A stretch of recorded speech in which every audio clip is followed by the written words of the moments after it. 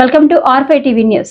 అంతర్జాతీయ మాదక ద్రవ్యాల నిరోధకంపై అవగాహన ర్యాలీ తిరుపతి జిల్లా నాయుడుపేట మున్సిపాలిటీలో పోలీసులు, ఎక్సైజ్ అధికారులతో పాటు ప్రభుత్వ ఉద్యోగులు, విద్యార్థులు ర్యాలీ నిర్వహించారు. గాంధీ మందిరం నుంచి అంబేద్కర్ కూడలి వరకు మత్తు పదార్థాల బానిస కావద్దంటూ విద్యార్థులు నినాదాలు చేశారు.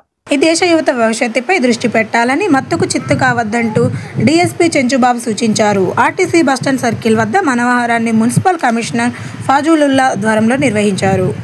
ఈ ర్యాలీలో CI Jabi, SI Adilakshmi, excise CI Arunakumari, AEO Muniratnam, ప్రభుత్వం, ప్రైవేటు కళాశాలలు విద్యార్థులు పాల్గొన్నారు.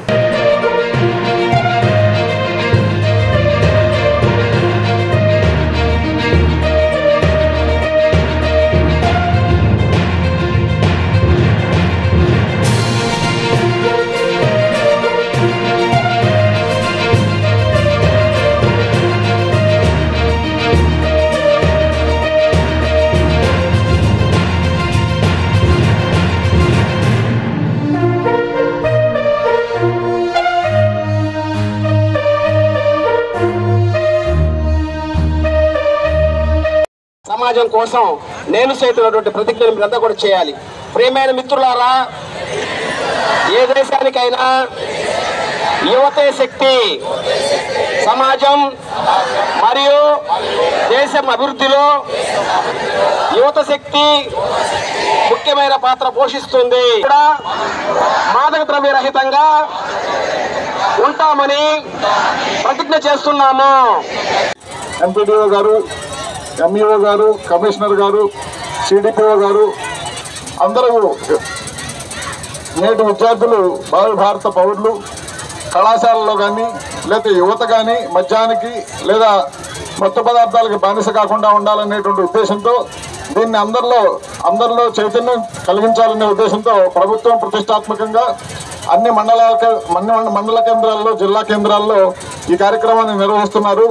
కాబట్టి మీకు ఎక్కడైనా సరే ఎవరైనా గంజాయి కానీ, ఖైనీ కానీ, లేదా ఇంకొకటి కానీ అలాంటివి ఏదైనా తీసుకుంటున్నారు, కొకైన్ కానీ ఇలాంటి వాటి మత్తు పదార్థాలు సేవిస్తున్నారన్న సమాచారం వస్తే మీ దగ్గర, మీకు తెలుసు ఇప్పుడు అందరూ ప్లేకార్డ్స్లో పెట్టుకున్నారు, 1972 అనేటువంటి నంబర్కి కానీ, 100 కానీ, 112 కానీ మీ దగ్గర లేదా మీ దగ్గర ఉండేటువంటి అధికారులకు కానీ మీరు సమాచారం ఇచ్చినట్టయితే తప్పనిసరిగా చర్యలు తీసుకోవడం జరుగుతుంది. దీనికి ఈ మత్తు పదార్థాల నివారణ అనేది, మత్తు పదార్థాలను కట్టడి చేయడం అనేది ఒక పోలీస్ డిపార్ట్మెంట్, ఎక్సైజ్ డిపార్ట్మెంటే కాకుండా సమాజం అంతా, సమాజంలో ఉండేటువంటి పనులు చేస్తున్నటువంటి అన్ని రకాల శాఖలు, సమాజంలో ఉన్న అందరూ బాధ్యతగా తీసుకున్నట్టయితే భవిష్యత్తులో ఈ మత్తు పదార్థ రహిత సమాజాన్ని నిర్మించుకోవడానికి అవకాశం ఏర్పడుతుంది.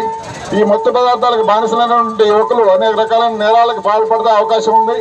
ఆ మత్తులో ఏం చేస్తారో తెలియదు, దానివల్ల సమాజం విచ్ఛిన్నం అవుతుంది.